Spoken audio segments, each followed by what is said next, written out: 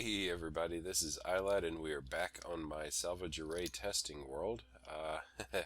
I have recently put out a video where I tested several different types of salvage arrays, and I got a lot of feedback for which I'm very grateful. Most of it was very positive. Some of it pointed out that I had some flaws in my process, so I'm going to try to correct at least some of those this time. Yeah, so I've got my salvage arrays set up again. I can't show you through the weapon menu because except for the missile slave, they are all slave to logic, so they're not going to show up through the weapon menu. But that's actually a good thing. It's going to give me more control. Anyway, so what I have here is 20. I'm going to really kind of pull back and let you see this. There are 20 salvage barrels all hooked into a single salvage computer. Yeah, one of the criticisms in my last video, which was completely correct, was that I effectively had a half-size thing for the unslaved setup because I only had 10 salvage barrels and nothing slaved to them. Whereas the total size of each of the other groups was 20. This one only had 10. So now I've got 20, so we're going to correct that. I honestly can't believe I overlooked that when I was making the first video, but you know, we live, we learn. Alright, so here we have 10 salvage barrels and 10 damaged pulse modules. Yeah. They are all hooked in together. So this is the same setup I had last time. Again, same setup I had last time. 10 salvage and 10 damaged beam. 10 salvage and 10 cannon barrels.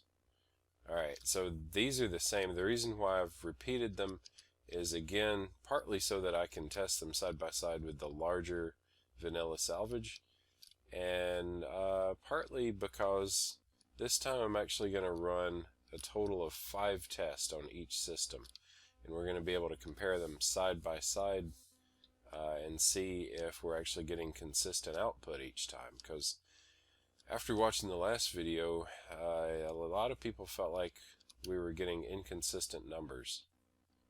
So we'll see.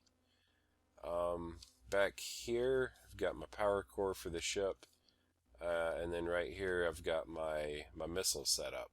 Okay, so this is 10 salvage slave to 10 missile. And what I'm actually going to do this time, for each array, I've got it funneling into a storage block, and I'm going to be able to count after all this is over the total amount of stuff that's salvaged and compare it with the missile. The missile is just pointing down into the planet. I didn't do a special target for it, so it's not going to be super accurate, super precise. But again, I'm not really concerned with trying to compare the missile setup with these, except in just kind of a very basic sort of way. Yeah, so one thing I did not quite do yet. Let me fix this really quickly. I was a block off when I built the target. Let me fix that really quickly. Alright, so while I finish building my measuring scale back here, this will not be salvaged away. I wanted to go ahead and let you know that I am doing live commentary this time instead of splicing it in after the fact. So that's a difference in the last video. Another difference is I am using a much taller target. Whoa, whoops. It is still measured off in 10 blocks. So every gray line represents the 10th block. And there's another difference, and this one's a pretty huge difference. Last time when I did my 30-second test, I pretty much just relied on good old-fashioned reflexes and a stopwatch app on my phone to to gauge the 30 seconds. This time I've got a very different setup going. I actually have a storage timer set with 3 items pulling back and forth, and that should give us, within the limits of game lag, should give us 30 seconds. The tutorial to set up a basic storage timer is another one of my recent videos, so I'll link to it down in the description. And then what I've got going on with that is the output of the timer, which is this OR block right here, is pointing into an AND that is also accepting a signal from this little clock right here. So whenever this AND is active, the AND activates all 4 mining beams at once, not counting the missile beam, because I'm doing it separately. So that is going to allow me to make sure that each system, each array, gets an absolutely equal and simultaneous measure. So whatever lag affects one of them should affect all of them. There will not be any room for operator error on my part, not hitting the buttons at precisely the right millisecond. I feel like it's going to be a much more precise and much more fair accounting of what each system can do. Alright, so that was the planetary build block. Let me hop into the, nope, not that, into the ship core that's actually running the arrays. Yep. Alright. Can't see much through the ship core, but it's okay because I'm going to activate it all through this button right here. Alright, so let's do this. They're not going to fire immediately, they'll fire at the end of the first pull tick. And there it goes. Ooh, look at them go. Alright, so the tallest one is the damage beam, and it will be firing again here in just a second. There we go. You see again it outpaces the others. And I believe that's as far as we're going to get, if I'm not mistaken. Oh, look at that. The vanilla salvage actually outpaced it. Wow, okay. Alright, I didn't necessarily expect that, but it does make me glad that I took people's advice and went back and repeated the experiment with a full-size vanilla salvage array. Alright, so what are we actually sitting at here? We got 1, 2, 3, 4, 5, 6, 7, 8, 9, 10, 11, 12, 13, 14, 15. Is that 2 blocks? So 152 blocks were removed by the vanilla salvage beam. Nice. Okay. Actually, you know what? Here's an easier way I could have counted. Boom, 152. Alright. Fair enough. So let me go ahead and empty these out. Alright, so that's 101. This is 134. And this is 129. Alright. So, actually Vanilla's winning. Man, I did not expect that. Okay, see what happens when you take advice from people and running better experiments? You find out that your previous experiments were all invalid. Alright, so let me pop out of the ship. And I need to move the whole mining ship array rig over, whoops, 1 block. Let's see, that should be the right one. Alright. Very good. And hop back in the ship. The buttons that I'm pressing are part of the planetary structure, so couldn't do it without hopping out. Alright, round 2.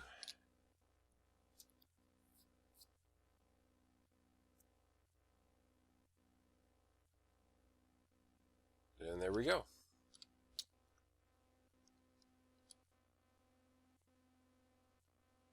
Okay, once again, damage beam takes the early lead.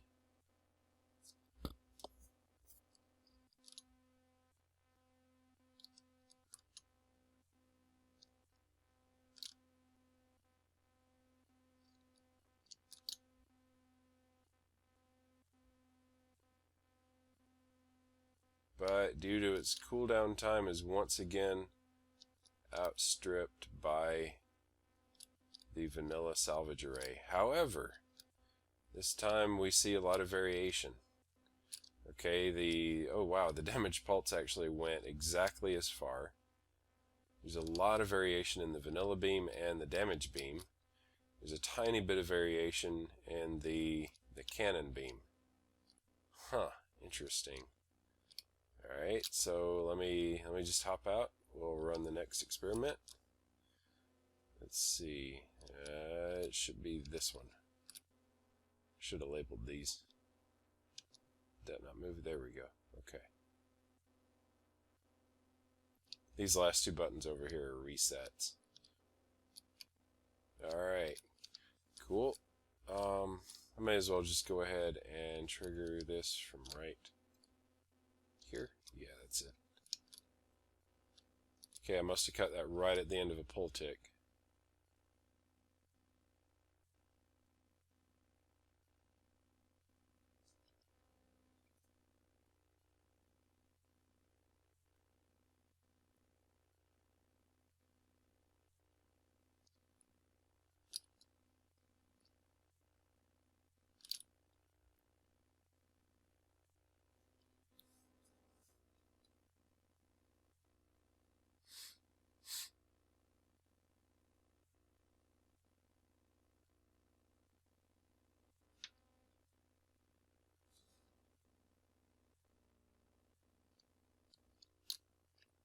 Alright, I believe that finished up. Let me check. Yeah, good.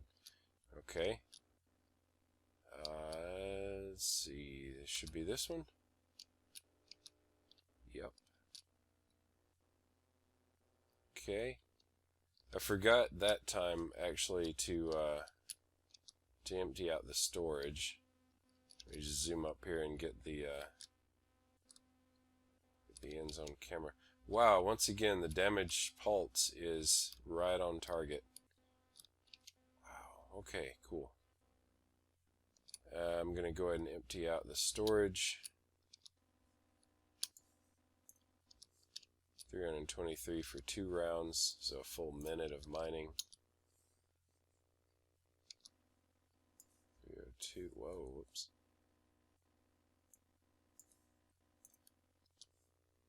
And 52.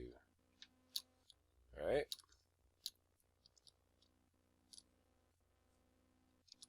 Boom.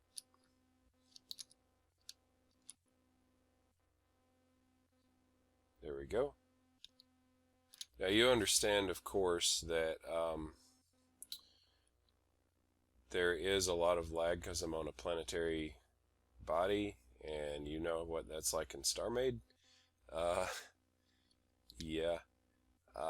Another issue, whoa, look at that, damage beam didn't go quite as far, or damage pulse, I mean, didn't go quite as far. The reason why I'm using a planet for this is because it's a very easy way to set up a target that's actually mineable by something docked to it. I'm guessing that's probably a bug that allows that to happen. But it is super handy for this. Alright. 133. 100. 140, so damage beam wins that one. Is that correct? Yeah, it is. Let me go up and have a look at it one more time.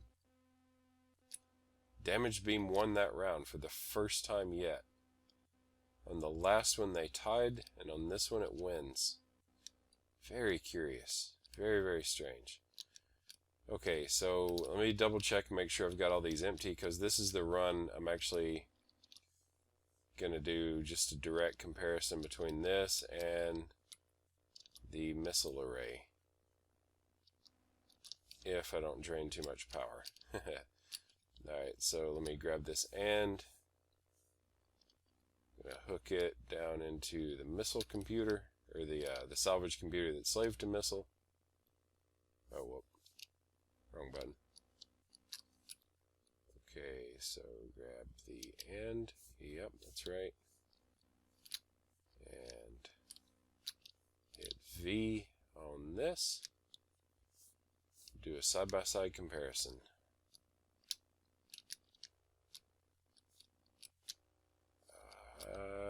After I move it over one.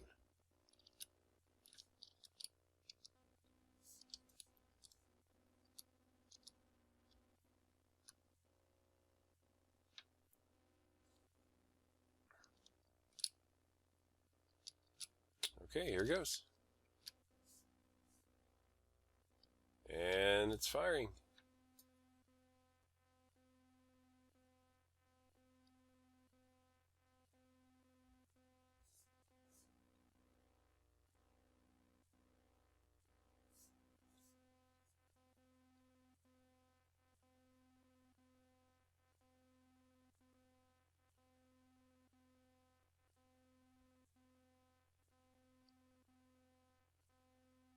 And it looks like the vanilla salvage beam wins again.